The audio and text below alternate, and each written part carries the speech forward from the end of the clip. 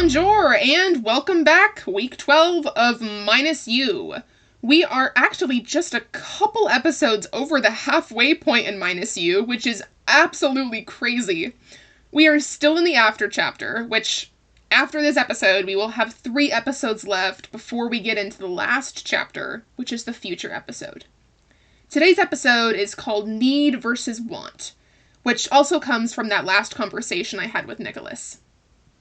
Last week's topic, which was people change, and we did, came from a statement that Nicholas made. Today's content comes from a statement that I made in that phone call. I may have mentioned this in previous episodes, but that last phone call was no fun. It was no fun at all. He was planning on not talking to me again for another 2 days, and I basically told me that if he was going to ghost me again for an extra 2 days and a grief counseling session that he needed to make up his mind, he just was welcome to not be a part of my life anymore. I knew that 2 more days was not going to give him a clear decision. In fact, the reality is there's no 100% clear choices in life. This sucks, and I learned this lesson as an adult. I thought adults knew 100% what they were doing, and then I became an adult, and I realized that is a lie.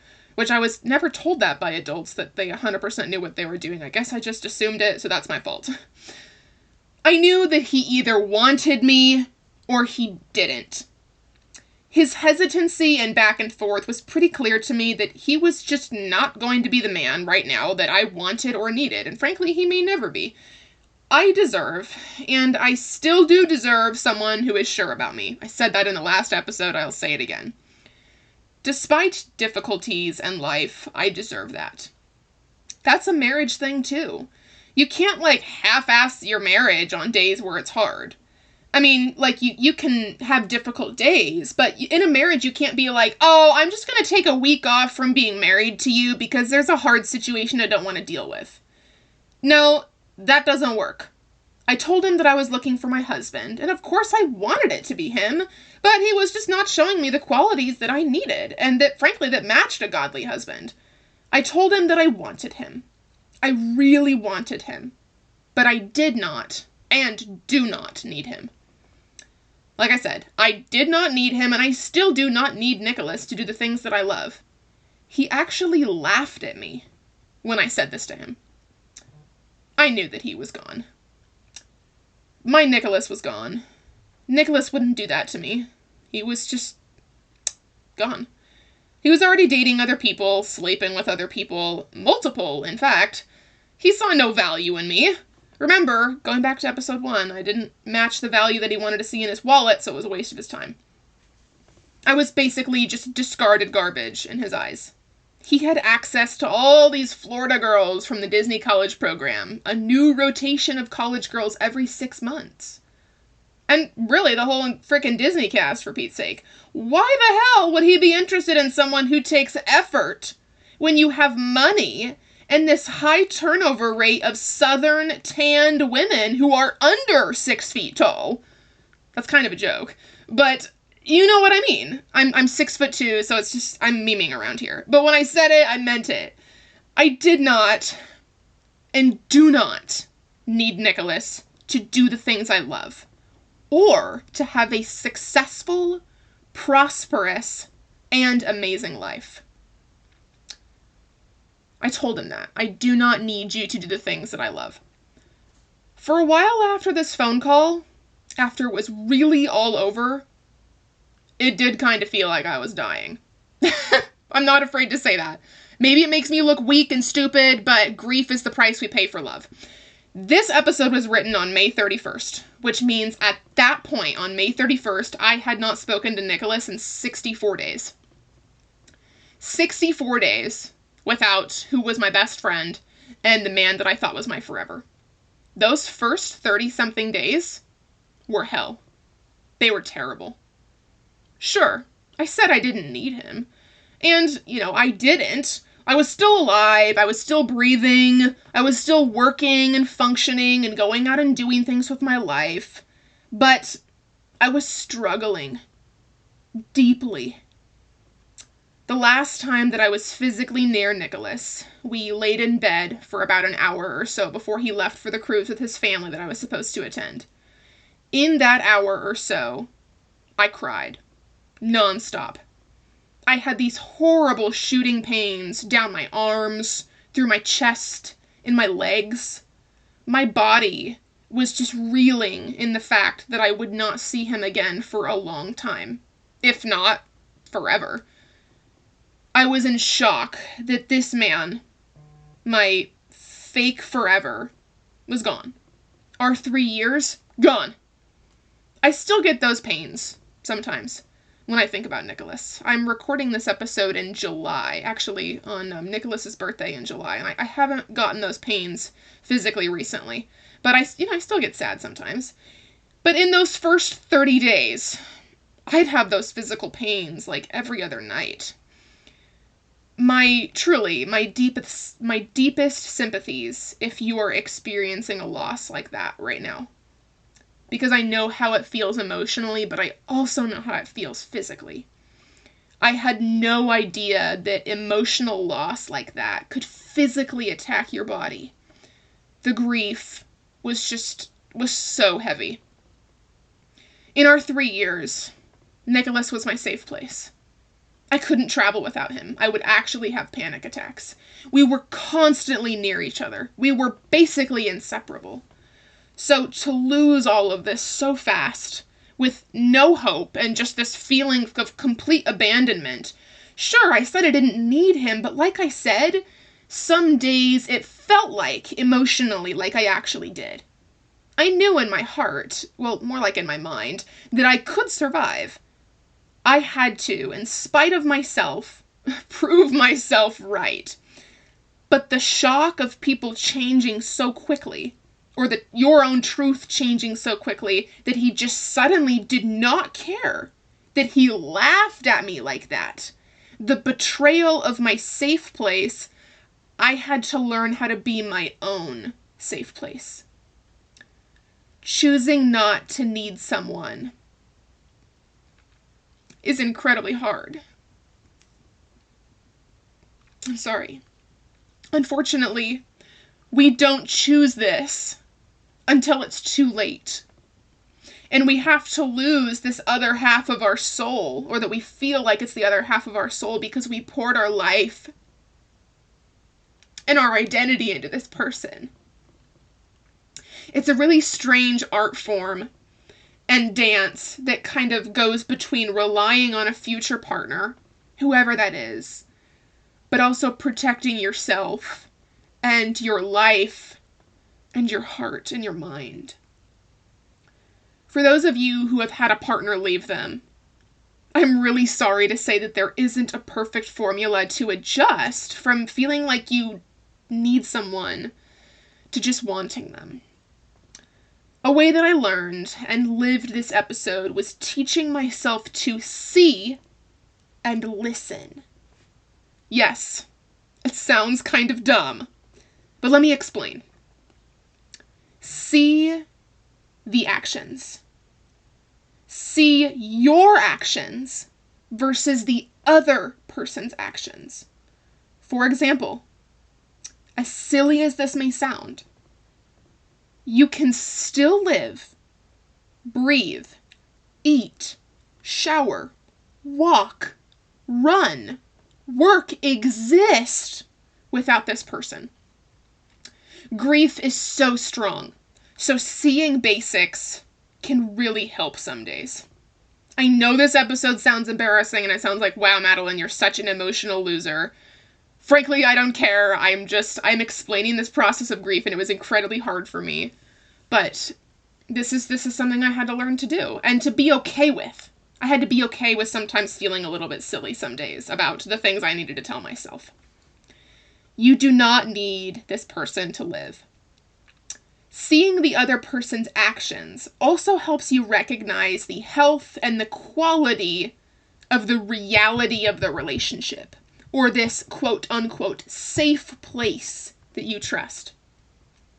Does your safe place or your safe person only feel safe because it's familiar? Or do they actively protect you and actively uphold you and actively provide for you? Do they actively make you safe? In reality, not in a facade, in reality. Nicholas was safe because he was familiar. I did not feel that Nicholas upheld my value as a woman, or a fiancé, or a future wife. As we can see in past episodes, Nicholas did not protect me from emotional harm. In fact, he allowed it. Provisions-wise, there was not a lot going on. My engagement ring was $25. Yes, if the ring was real, it would have been like $80,000, and so I never asked for a real engagement ring, but I asked him to take me on an engagement trip to show me that he was going to provide for me and invest in me and to celebrate our engagement, and it actually never even happened. It was never even brainstormed or, discussed. It was really stupid. But I'll just leave it at that regarding finances. Let me make it clear. Nicholas's faults do not make it that the relationship was failing because of just his fault. I am sure that Nicholas feels that I did not uphold his value as a man and a provider because he truly was working really hard at his job. He really was. Also, a bit more shallowly, maybe Nicholas didn't see my value as a woman because I was not putting out enough physically. Or with my stress management, with how stressful things got, that I was not a safe place for him because I got stressed too easily and that it negatively affected his mental peace. Or even back 2 years ago when I kissed my neighbor, that took definitely an emotional toll on me being a safe place for Nicholas. So again, bringing it back to myself, there are things that I did that were really fucked up that made me not a safe place for Nicholas sometimes. Anyways, see their actions above all else. Remember, actions speak louder, so much louder than words. See yourself, see breathing in and out and basic living as the legs for you to stand up on as you rebuild your life. Sometimes I would cry so hard I couldn't breathe. And I would tell my brother that I felt like I was dying. And sometimes it felt like that. Those are my words. That I felt like I was dying. But my actions, I'm still breathing in that moment. I'm still going to work in 30 minutes. And speaking of that situation, I bought myself Dutch Bros that morning. I am alive. I am not dying. Yes, it's funny, but it's also true. Learn how to be okay with healing not being linear. Some days I felt great, and some days I didn't want to get up. With time and with understanding that actions speak louder than words, it's gonna make more sense. The grief and the strong sense of, I feel as if I cannot survive, will turn into this sense of sadness. It's a weird kind of sadness. It's this, somberness of understanding. Does it mean that I do not miss Nicholas? No, of course I do sometimes. But his actions led me to understand that he no longer cares, and that the Nicholas that I love is gone. Will he ever come back? I don't know. I have no way of knowing. But I sure as hell won't be sitting around waiting to find out, and I truly pray that you do not either.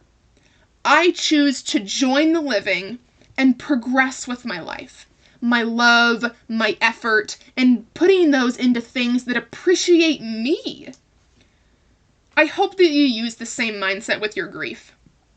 And I know it's hard, but I really hope that over time that you learn how to do this for yourself. I will explore and explain actually a lot more on the concept of Nicholas being gone in episode 15, which I think is a really awesome episode, and I actually wrote it while I was in Florida when I was visiting for an experience that I took part in, which was really ironic. But it's a sad episode, but it's a really awesome episode, and when I wrote it, it's badass. I love it. Anyways, back to the point. For couples, I think a good way to look at this outside of the realm of the basic need versus want is, do you complement each other in life? Do you complement each other as well as how do you stand individually? And I don't mean like verbal compliments. I mean like partnership compliment.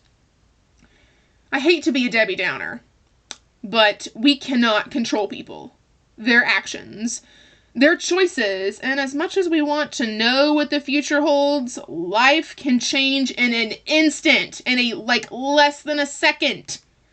Frankly, all of us, most of us, well, actually all of us, have lived through 2020. If you're listening to this, you lived through 2020. I don't think anyone under the age of 13 is listening to this. So we all lived through 2020, and we know damn well, just like the rest of the globe, that life changes very quickly. Thank you, COVID. It can be important to have your own independent life, job, and finances, especially finances and job, because if something happens, you may have to make your own way. See where the job, or at least having a resume that's ready and job experience applies. This is not me saying that your partner is going to leave and abandon you. That's not what I'm saying here at all. But what if an accident happened? What if your partner lost their job? Or someone gets sick? An injury? A pandemic? COVID-19, I'm talking about you. Need versus want applies to this as well. This concept and this learning process not only affects you in maybe some not so great situations, but it's going to protect you and your partner. A slight disclaimer before I end off this episode. If you cannot tell, the after chapter is based a little bit more on individual development rather than development as a couple. In each episode, I'm going to keep giving advice to couples from my experiences, but some of these episodes will be a little bit more focused on self-development, exploration, understanding, and healing, since the after and the future chapter exist without Nicholas being an official part of my life. Meaning these episodes will focus just a little bit more inwards and towards life after a person walks out of your life. Like I said, though, I will continue to give advice on both ends. To those who are single after a relationship, or those who are in a struggling relationship looking for help to mend things with a person that they love dearly. Another slight disclaimer, you can definitely work on yourself while being in a relationship. So anyone that tells you, oh, I need to work on myself and I can't be with you while I work on myself, that's a lie. That's a lie. So you can definitely grow as a person next to one another. In fact, I'm going to go ahead and refer you to the song Grow As We Go by Ben Platt. Personal meme for myself, but just go listen to that song. It means a lot to me. And just generally to the message of growing as individuals, whether that's with somebody or it's apart. But I will see you next week for the 13th, the Taylor Swift episode of the after chapter of Minus You, which is People Don't Understand Us. It is a sad look into the reality of a post-long-term relationship, talking about that feeling that those who really get it are kind of just you and your former partner. Until next week, adios.